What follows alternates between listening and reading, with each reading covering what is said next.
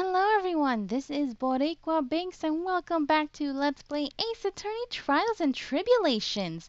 In the last episode, we were questioning the tiger, and he had convinced the judge and Godot that, hey, let's have a stupid penalty system so that if Phoenix presses too much, then I'm going to charge him a lot of money. That sucked, so that made me a little nervous about what to do, but we got through it. And we're like so close to proving that this dude did it and being done with this case. So let's continue on and hopefully we can finish this case in this episode. If we can't, I'll be sad. Alright, look at him sweating. Witness, what have you got to say? That's cute. Aw, man. Sorry. You's alright. I could do with a guy like you around. What do you mean? Okay, I'm in on this game. I'm gonna have to charter a jet to get me to my meeting now, but I'm gonna give yous one more thing to think about before I go. Oh no, he's so confident still. Darn you. Charter a jet, really, dude? How far is it that you're going then? Something to think about. Yous got it all wrapped up nice, huh, right? But yous missed out on one real important thing. But that can't be. I was in the joint that day, and I met that kid too. Clearly he's lying under oath, Your Honor. Put him in jail. Perjury. But I couldn't have poisoned him, yous hear? What? Do you really expect us to believe you now, Mr. Tigre? Huh. What a troublemaker. Troublemaker? That's a little bit of an understatement, but okay. Looks like we're going to need another one for the road.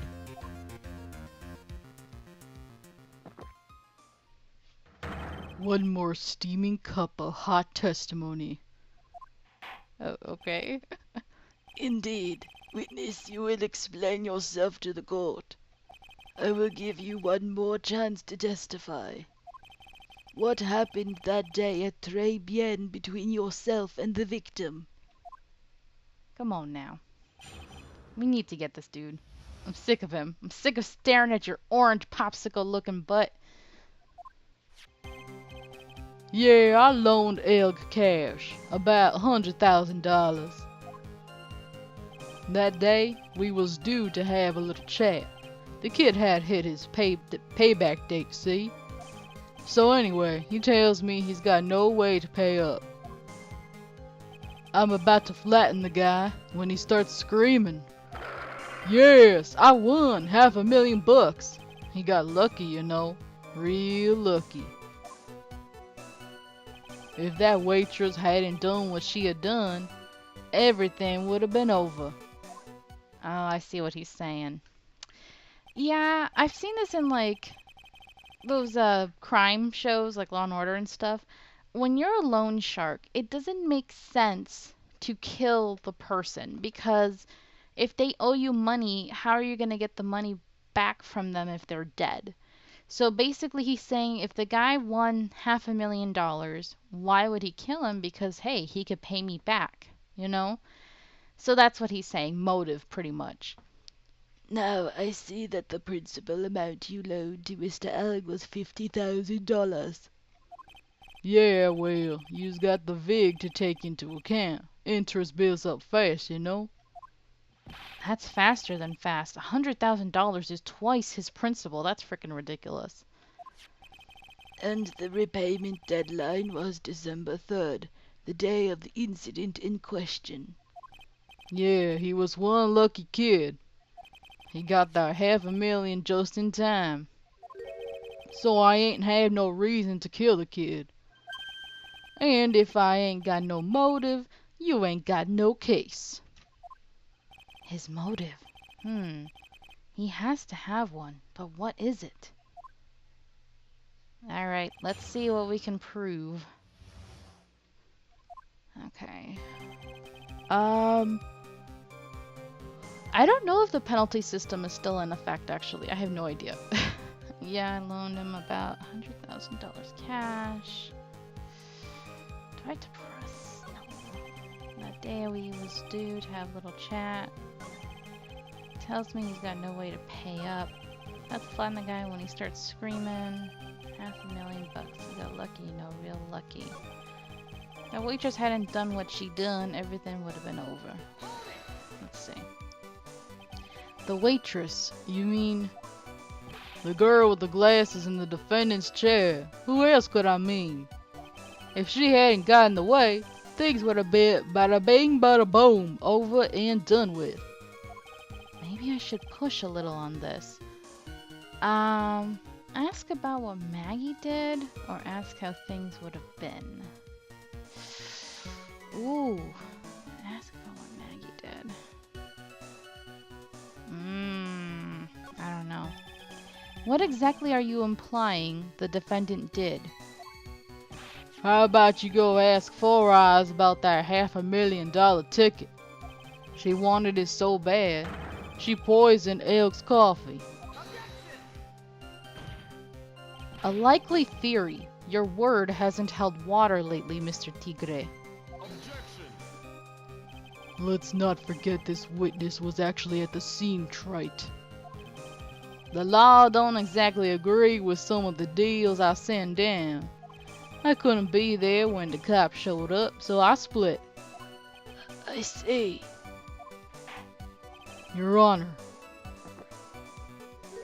the witness's last few statements are worth a good 2 cups of coffee.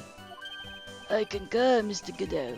You will amend your testimony accordingly, witness. So that's what you's after, Phoenix Wright. Thanks to what she did, my business with that kid was over. So what she did, my business with that kid was over. I don't know. The tiger's trying to pin the crime on Maggie. If I ask him about what he saw, it's only going to damage our case. What do you mean things would have been over and done with? Are yous all there or what? I'm talking about the cash. I was there to get my $100,000 back, that's all. I'm a businessman. It was all coming together before that waitress got in the way. As far as I can tell from the witness's testimony, other than recouping his loan, Mr. Tigre had no motive for killing the victim. Well, Mr. Wright, are you happy with the testimony, or would you like it amended? I don't know.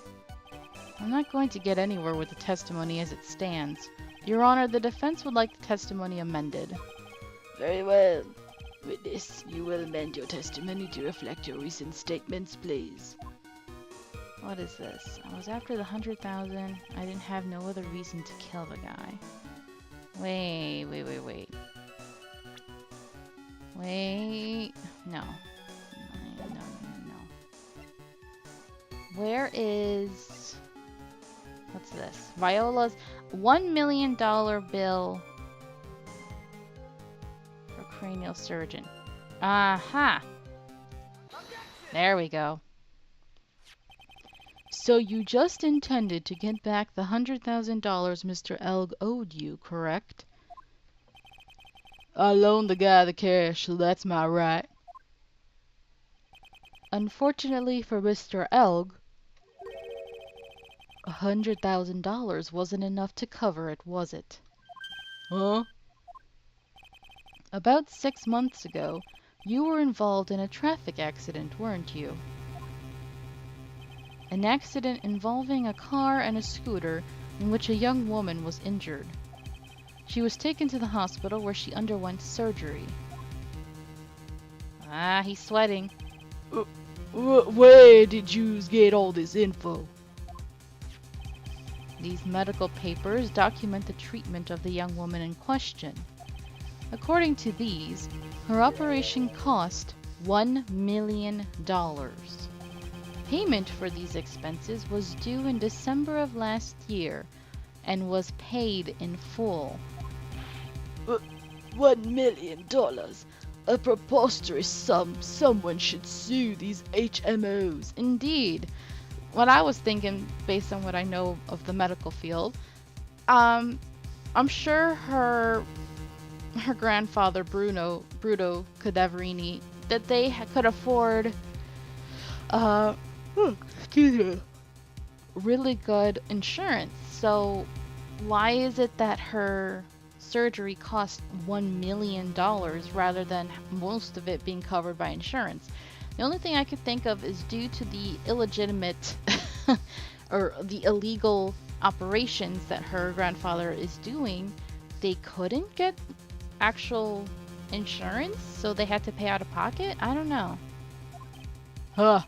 No one would pay a bill like that.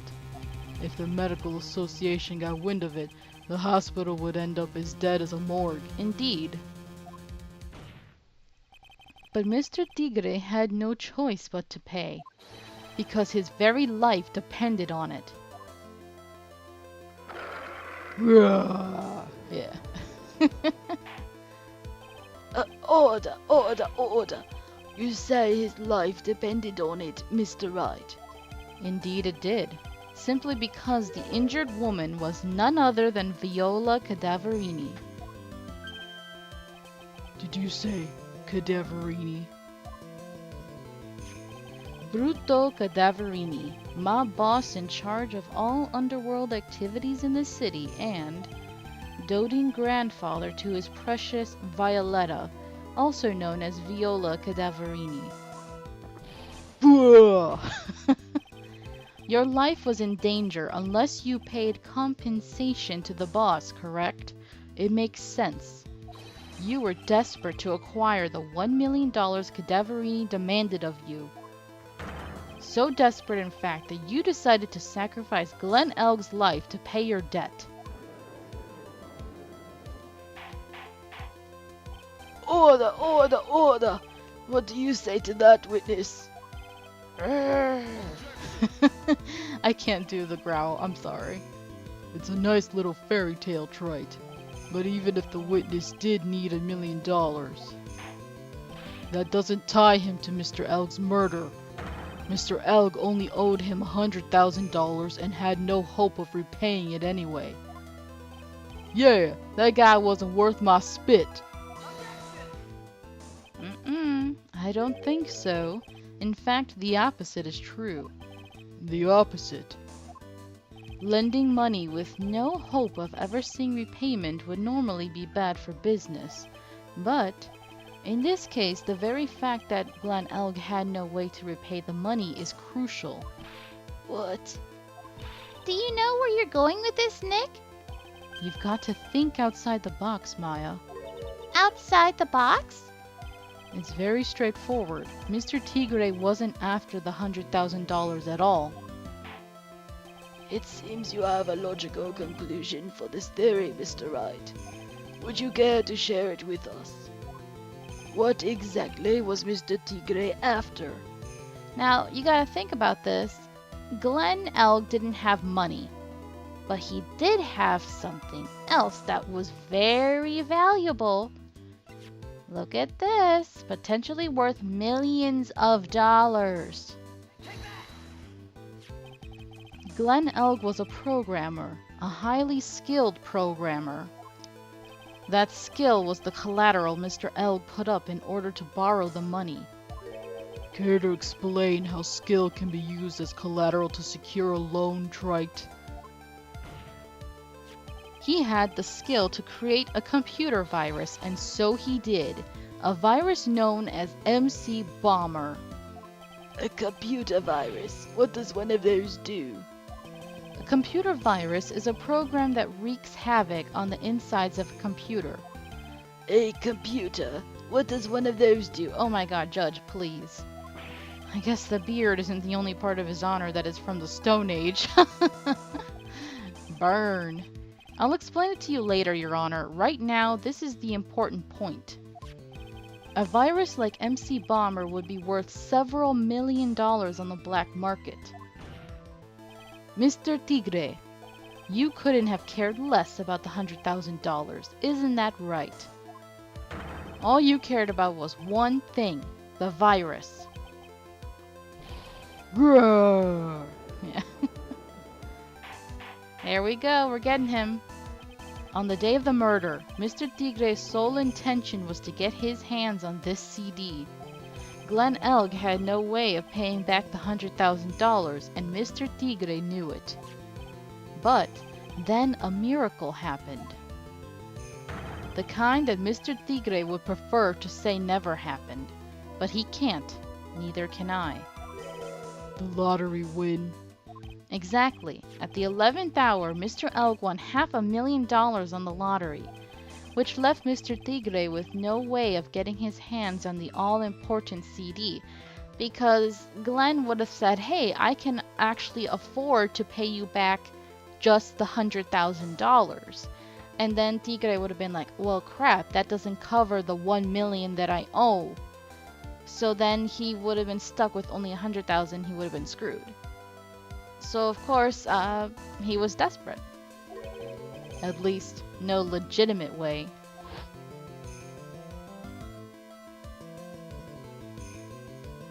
But he must have been prepared. He had the powder with him or something. I don't know. That's kind of the strange part. So he resorted to illegitimate means. That's crazy. He murdered Glen Elg and then made his next move. To frame Maggie Bird for the crime. Mr. Tigre posed as Glen Elg, while Viola Cadaverini played the role of Miss Bird. And then they reenacted the whole thing in order to establish a witness. Mr. Kudo.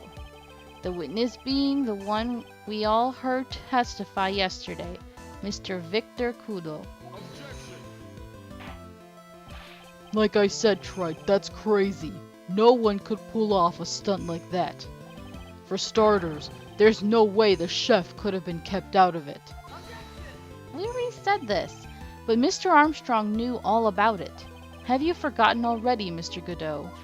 Mr. Armstrong owed the witness money too. $500,000, in fact. He had no choice but to go along with Mr. Tigre's plan. It all makes sense now. Order, order! Silence or I will... You's put on a good show, Spiky. Uh-oh. If yous want to stay alive in the loan shark business, you gotta be careful. You's saying I dressed up like that kid, created a witness, and framed someone? If I did something crazy like that, I'd leave a trail as bright as my shirt. I ain't dumb enough to do something sloppy like that. I think you are. I agree. What? Despite your appearance, you are very careful. I don't think so. I think people are just stupid and he's very lucky. That's why you took one more precaution. One more trick to make sure Miss Bird had no way out. What? Another one, Mr. Wright. Interesting. Why don't you fill us all in, Trite? What was this trick you say Mr. Tigre performed to frame the accused? Well, wait, should I... This one? I think. Yeah.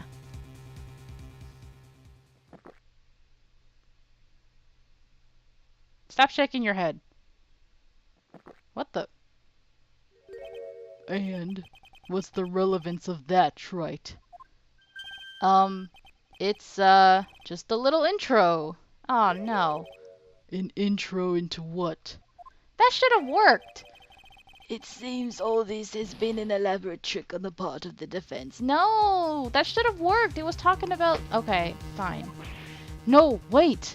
Mr. Tigre did play a trick. A huge trick. Okay. I wasn't sure which one to present, but whatever. Okay. Wow, that's a huge penalty. Okay, okay. This. What on earth is that? What an insult to think anyone could be fooled by such a childish imitation. Well, consider yourself insulted, Your Honor. Mr. Tigre, you didn't just pose as the victim on the day in question. A month ago, in this very court, you posed as me. What? That's... The truth. But the witness looks nothing like you, Mr. Wright. Although, Judge, please. now that I think about it, it was you, wasn't it? No doubt it was you, standing in here this very court a mere month ago. The Phoenix Wright who put up the most disreputable, shabby defense I had ever seen. Grrr. Grrr. Can you prove that, Gramps? Prove the attorney who represented the accused here a month ago was this man. Are you prepared to take the stand and testify that it was him? Oh, come on, Godot. Hey, forget about it, yeah? I wouldn't do something like that. Not me. You made a mistake, right? It was someone else, huh? Have you no pride, sir?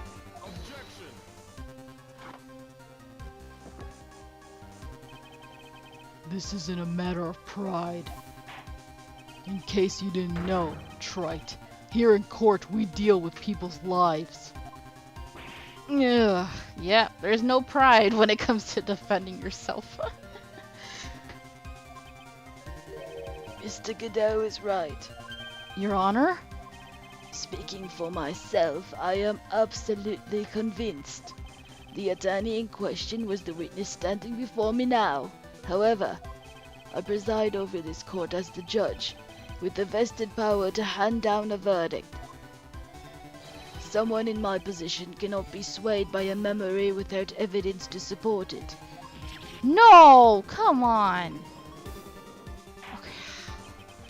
If the defense has no further evidence, the court will now excuse the witness. The circumstances surrounding Mr. Tigre are dubious for sure, but not conclusive. But we've come so far. You say he impersonated Glen Elg. You say he impersonated you. But none of that adds up to a murder charge. You don't have a shred of evidence that the witness poisoned the victim's coffee. No. We need help. We need a hero. Holding up for a hero. That's what we're doing. Darn it. Now he's all confident again. Huh. Sucks to be you, Rat. Don't mess with the tiger, or you're gonna get mauled. You's got that? All we managed to do here was chase him around a bit. But I was so close to getting him to admit his own guilt. Huh. Darn it, Godot, you're letting him get away with murder. Looks like I won't be needing a refill. If I just had one more piece of evidence. One more piece of evidence and maybe I could get Maggie off the hook. This witness's cross-examination is over. You are free to go, Mr. Tigre. No! No! Hold it! Yes! Who? Help me! Your Honor, sir! Wait! Yay! It's Gumshoe! He's the best. Detective. Detective Gumshoe. Sorry it took so long, pal. I staked everything on this. My badge, the works. So here it is. My heart's counting on this too. What is it, Detective? Isn't it obvious, pal? It's the final decisive piece of evidence. What?